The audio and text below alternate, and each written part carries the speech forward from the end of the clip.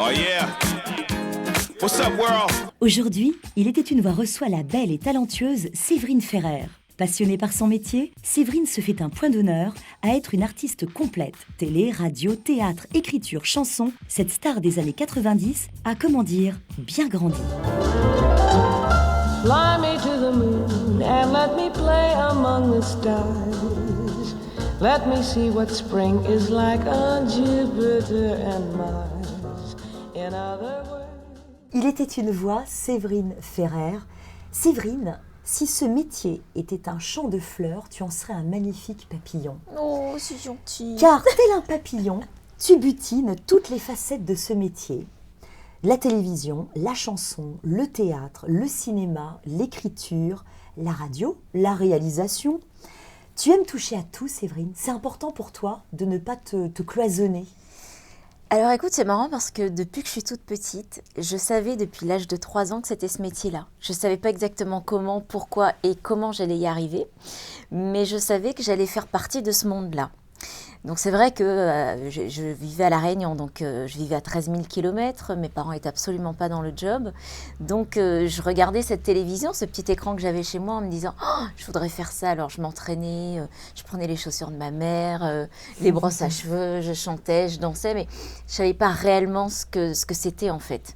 Et bizarrement, je me suis rendu compte au fil des années, quand j'ai commencé vraiment à prendre des cours et avoir l'envie et la possibilité de le faire, donc j'ai commencé par les cours de danse à l'âge de 5 ans. Et à partir de ce moment-là, bizarrement, en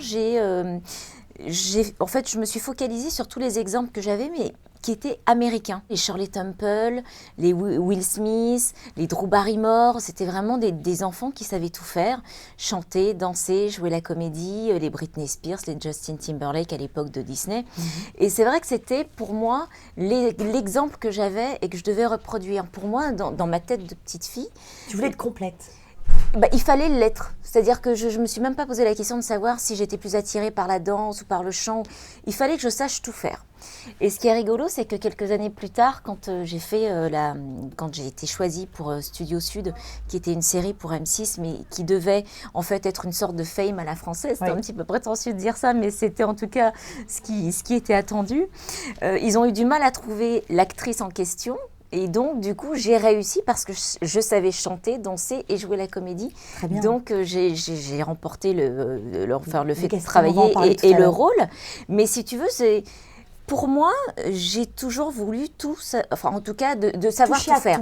Je ne sais pas si je réussis dans tout, mais en tout cas, c'était vraiment la volonté de savoir tout faire et de pouvoir me débrouiller. J'aime tellement ce métier. Je l'aime profondément, c'est ma passion, que jamais on pourra me l'enlever. C'est pour ça que et je me suis rendu compte aussi avec la maturité, forcément, que si j'avais toujours travaillé dans cette optique-là, c'est pour ne jamais m'en séparer, quoi qu'il arrive.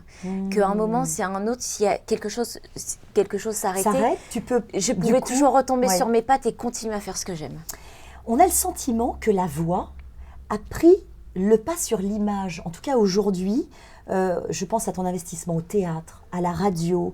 C'est important pour toi d'exister finalement plus intimement aujourd'hui que d'être dans un rapport simplement à l'image, comme tu as pu le faire par le passé, on va en parler. En fait, je pense qu'aujourd'hui, j'ai vécu des choses formidables en étant vraiment très exposée. On va en parler. Et aujourd'hui, ce à quoi j'aspire, c'est plutôt à continuer à faire ce que j'aime, mais aussi en retenue et ne pas forcément être sur le devant de la scène. Je vis tout ça vraiment très, avec très bien. Beaucoup de bonheur aussi, on sent. Ouais. Une vraie plénitude. Et puis de sérénité, et puis de me dire que je peux être naturelle. Je suis toujours en représentation quand on fait un métier public, on l'est toujours, qu'on le veuille ou non, mais au final d'être bien en phase avec moi-même, de me dire que si aujourd'hui j'ai pas envie de sortir avec du maquillage, je suis pas forcément obligée de sortir avec du maquillage. Si j'ai envie de m'habiller comme un sac à patates pour aller faire mes courses, je m'habille en sac à patates. Mais évidemment, on fait attention toujours parce que c'est notre image aussi. Enfin, il faut pas se voiler la face. C'est aussi l'image qui a fait qu'on a pu, en tout cas moi, si j'avais pas été à l'époque jolie, pas trop mal et tout ça, j'aurais peut-être rien fait. Hein. Et j'en suis consciente. Mais c'est vrai qu'aujourd'hui, il y a d'autres choses qui rentrent en ligne de compte, et notamment plus la communication, plus ce bonheur d'aller à la rencontre du public. Et même si on n'est pas exposé, mais alors je le vis beaucoup mieux, bizarrement, que C'est ce qu'on de ressent. sans cesse être exposé, Oui. d'avoir toujours les objectifs sur toi, tous les regards sur toi. Et je crois qu'aujourd'hui, j'ai vécu ça très bien, c'était très sympa, mais je crois que j'ai eu ce qu'il me fallait. Alors, tu touches à tout, Séverine, avec toujours le même état de grâce. Alors, la radio, tu as Vivre FM, tu as co-animé l'émission de radio Studio Pirate. Avec des enfants, c'était une super expérience.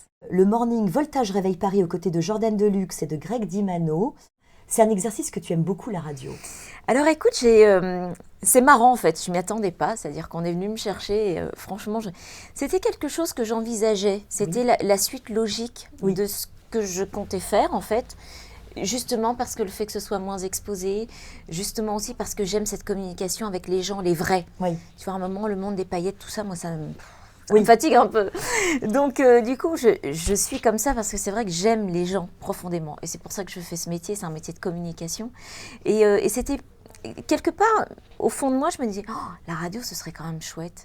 Et alors moi, ce que j'aime plus que tout, c'est le matin, c'est de me réveiller et d'avoir une autre vision de la vie. Il fait encore noir. Oui. Tu vois, finalement, le monde t'appartient. Et ce que je trouve génialissime, c'est de pouvoir réveiller les gens. C'est-à-dire que si toi, t'es down et que t'es pas dans un super jour, etc., tu n'as pas le droit de le montrer parce que les gens se réveillent avec toi et finalement, t'es, entre guillemets, sans prétention aucune, mais chef d'orchestre de leur journée. Donc, si tout d'un coup, tu te sens pas très bien et que ça va se traduire, enfin en tout cas se ressentir dans ta voix et par tes intonations, etc. Du coup, tu te dis, mais j'ai pas le droit de leur infliger ça et je trouve que c'est génial. Et puis tu revois les mêmes personnes, tu es en voiture, tu vois les mêmes personnes, au même arrêt de bus et tout. Enfin, c'est assez génial et je trouve que c'est vraiment chouette. Comme on en parlait tout à l'heure, la télévision t'a beaucoup popularisée en tant qu'animatrice et comédienne, on va en parler aussi. Tu as été très popularisée avec donc Studio Sud sur M6, avec ton rôle de Chloé, tu en parlais. On t'a vu également dans Une famille formidable, dans Léa Parker aux côtés de Sonia Rolland, et surtout avec évidemment l'animation de Femme 2, que tu as animée pendant 9 ans. Ouais. Et encore également les dossiers VIP sur Énergie 12. Est-ce que tu gardes de bons souvenirs de toute cette période-là ? Que du bon. Et en plus, pas de nostalgie, mais tu sais, la mauvaise nostalgie. Oui, le truc, c'est fini. Voilà, on a vécu des choses tellement formidables qu'aujourd'hui, on ne pourrait plus jamais les revivre, à mon avis. C'était une... Pourquoi ? Parce que tu penses que ça a changé aujourd'hui ? Parce que le métier a vraiment changé. Aujourd'hui, nous, on a fait le tour du monde. Et aujourd'hui, je pense que c'est absolument plus possible. C'est-à-dire qu'il y a des restrictions de budget partout. Aujourd'hui, les artistes donnent beaucoup moins qu'avant parce qu'ils ont moins le temps, parce qu'aujourd'hui, ils sont obligés de faire plein de choses en même temps pour pouvoir s'en sortir, tout simplement. Et c'est vrai que, par exemple, quand on passait des journées, quand on pouvait faire rencontrer des fans, en fait, on organisait, c'était le principe de Fan 2, d'organiser des rencontres entre fans et artistes, et que les fans passaient des journées entières avec les artistes. Aujourd'hui, ce n'est plus possible. C'est quasi impossible, ou alors grand miracle tout à coup. Mais c'est vrai que c'était... on a vécu des choses chouettes, on se prenait pas la tête, on se prenait pas au sérieux, on a vu du pays, on a rigolé. Et tu t'amusais beaucoup à animer ça, je me rappelle, tu mettais plein de costumes. Mais c'est-à-dire que moi, mais ce que j'aimais aussi, c'est que j'avais donc mon rôle de comédienne qui était là enfoui, parce que dès que j'ai commencé à faire de la télé, les portes se sont plus ou moins refermées parce que j'avais une étiquette télévisuelle. Mais en même temps, à travers Fan 2, ça me permettait aussi de continuer à pouvoir exprimer ma facette de comédienne. Donc je me suis déguisée en Britney Spears. Oui, je me rappelle. Et on se marrait, et on se prenait surtout pas au sérieux. Et je crois que c'est ça, c'est tout simplement la formule qui a fait qu'on a séduit le public et qu'il est resté pendant tant d'années. On s'y attendait tellement pas, c'est-à-dire que quand on a signé pour Fan 2, c'est pour ça que moi, la première, je me suis dit, bon, c'est vrai qu'en tant que 2 ans. Voilà, en tant que comédienne, il se passait pas grand-chose, on me proposait ça, je suis wow, pourquoi pas, ça a l'air délire et tout, hop, on y va. Sauf que 1 an, 2 ans, et puis on enchaînait les saisons, et je m'y attendais tellement pas. Ça a été une vraie belle surprise. Très belle aventure. Si tu devais refaire de la télé aujourd'hui, ça serait quoi ton rêve ? Quelle émission tu rêverais d'animer ? Ce que tu es en train de faire.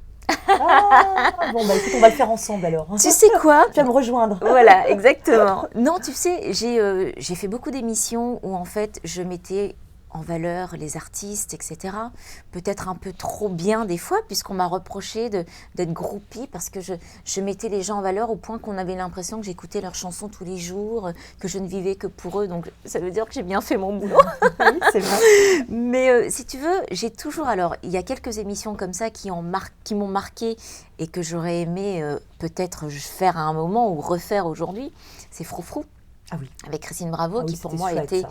une émission. Alors, je dis pas que je suis féministe, mais je suis une vraie C'était femme. chouette, tu ça, vois, ouais. donc Ah ouais. pour le coup, j'aimais parce qu'il y avait ce côté femme avec Ouais. toutes Il ces y avait un vrai chroniqueuses, ton, il y avait- ces personnalités, etc. Et puis c'est aussi on commençait à s'émanciper un petit peu, si tu veux. C'est-à-dire que tout d'un coup, la femme parlait, elle s'affirmait. Et moi, j'ai toujours aimé ça. Après, j'ai toujours adoré Fréquence Star avec, Oui. avec Laurent Boyer, Ah oui, parce c'était que très, très justement, c'est un peu ce rapport où tu laisses aux artistes la possibilité de s'exprimer différemment et de montrer une autre facette. Tout à fait. C'est vrai que souvent, quand tu vois un artiste s'exprimer, etc., non seulement il peut y avoir le trac, il peut y avoir aussi une forme de timidité. Et souvent, on donne une image qui est peut-être pas La finalement bonne. la bonne et puis proche de ce qu'on est réellement. Oui, oui, c'est vrai. Et ce que j'aime aussi dans ton émission, et c'est aussi pour ça que je suis très heureuse d'être aujourd'hui avec toi, Merci, c'est que justement, tu peux te permettre de t'exprimer, on te laisse la Le parole, temps. le temps, et ça, c'est quand même très agréable quand tu es artiste. Ça Ah fait oui. du bien. C'est-à-dire que tu n'es pas conditionné à être obligé de redire les mêmes choses. Et quel intérêt d'avoir une interview et de redire toujours les mêmes choses. Tu as pendant 15 un- médias et tu redis la même chose tout le temps. Oui. Alors, quand tu fais la promo d'un film, tu n'as pas trop le choix, puisqu'il faut expliquer pourquoi, comment, pourquoi tu as accepté le rôle, etc. Mais en même temps, voilà, c'est ce genre d'émission. Et puis surtout, mettre des vrais, entre guillemets, personnes en avant, Oui. des gens qui ne sont pas forcément exposés, mais qui font des choses formidables et incroyables dans la vie de tous les jours. Tout à fait. Et pour moi, ce sont les vrais acteurs de la vie quotidienne qu'il faut mettre en avant et en lumière. Alors, la chanson également, Séverine a joué un rôle dans ta vie. Ouais. Ton album Séverine Ferrer, avec notamment le titre Dieu me pardonne. Et puis la Coco Dance. La Coco Dance. Alors, c'est très rigolo que C'est tu très m'en mignon, parles. ça, moi, je trouve. Écoute, alors je vais te raconter l'histoire. C'est-à-dire que c'est un concours de circonstances incroyable. Donc, un an avant que je représente, quelque part, j'ai eu cette énorme chance, et d'ailleurs, je remercie justement les Monégasques de m'avoir choisi. Et je représentais Monaco. Tout à De fait. toute façon, la France ne serait jamais venue me chercher, ça, il faut. Tout à fait. À Athènes. C'est bien clair. À Athènes, À Athènes. exactement. Et en fait, ce qui est très rigolo, c'est qu'on m'avait appelé l'année d'avant, et en fait, ils ont finalement pris une inconnue. Mais bizarrement, bon, ils m'ont dit, on continue à penser à toi, t'inquiète. Et je me trouvais donc à Montreux, où je faisais une pièce de théâtre, au Petit Théâtre, donc au TMR, au Théâtre de Montreux. Et à un moment, je marche le long du lac, Léman, et je vois une étoile, Eurovision, année 77. Oh, c'est marrant. Ouais. Et je vois Eurovision, année 77, je dis, oh, c'est mon année de naissance et tout, c'est drôle. Je fais 100 mètres, et bing, le téléphone sonne. Écoute, voilà, on t'a appelé il y a un an, et on voudrait cette année que tu représentes, etc., Monaco. Et là, je me dis, mais c'est pas possible, c'est un signe. Il était une voix, c'est fini pour aujourd'hui. Retrouvez Séverine Ferrer, deuxième partie, la semaine prochaine.